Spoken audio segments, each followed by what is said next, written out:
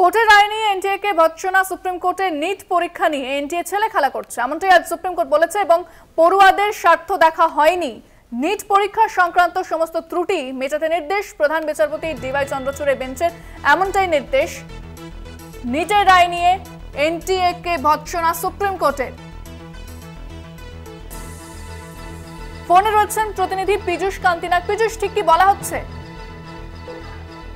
দেখো, নিট পরীক্ষার ফলাফল নিয়ে সুপ্রিম কোর্ট যথেষ্ট ভৎসনা করা হয়েছে সুপ্রিম কোর্টের পক্ষ থেকে।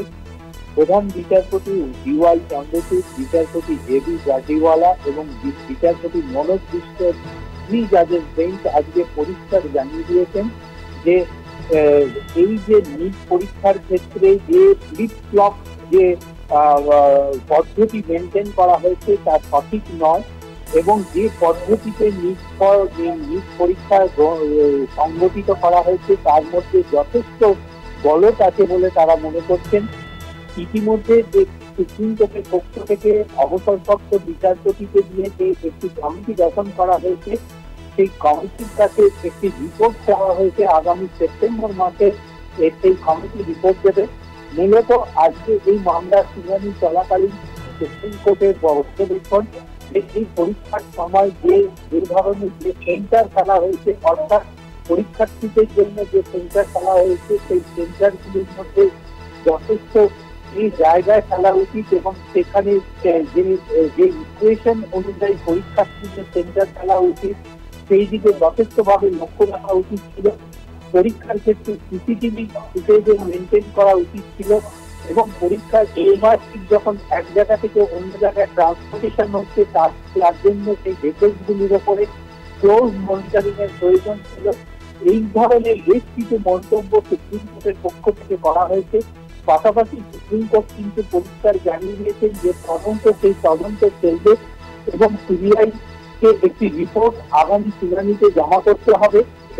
এই তদন্ত সংক্রান্ত বিষয় এবং সেই রিপোর্ট জমা করার পাশাপাশি কমিটির পক্ষ থেকে যে রিপোর্ট দেওয়া হবে সেই রিপোর্টটিকেও কিন্তু আদালত যথেষ্ট পর্যবেক্ষণ করবেন এবং ইউনিয়ন অফ ইন্ডিয়ার পক্ষ থেকে যে ডাটা বেস করা হয়েছিল সেই ডাটাগুলিকে যথেষ্টভাবে যে পরীক্ষার্থীদের পরীক্ষার ফলাফলের উপরে যে নজর দেওয়া উচিত ছিল তা কিন্তু করা হয়নি এবং এক্ষেত্রে নিট পরীক্ষায় যে সমস্ত পরীক্ষার্থী ছিল সেই পরীক্ষার্থীদের ওপরে যে সঠিক যে পরীক্ষা গ্রহণের ক্ষেত্রে যে সঠিক পদ্ধতি সেই পদ্ধতি সঠিকভাবে মেনটেন করা হয়নি।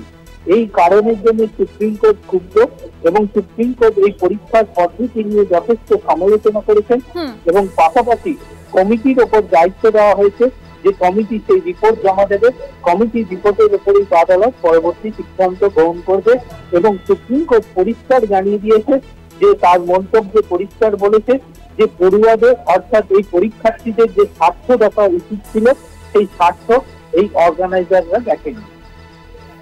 ধন্যবাদ পীযূষ। কথা বললাম প্রতিনিধি পীযূষ কান্তিনাগের সঙ্গে।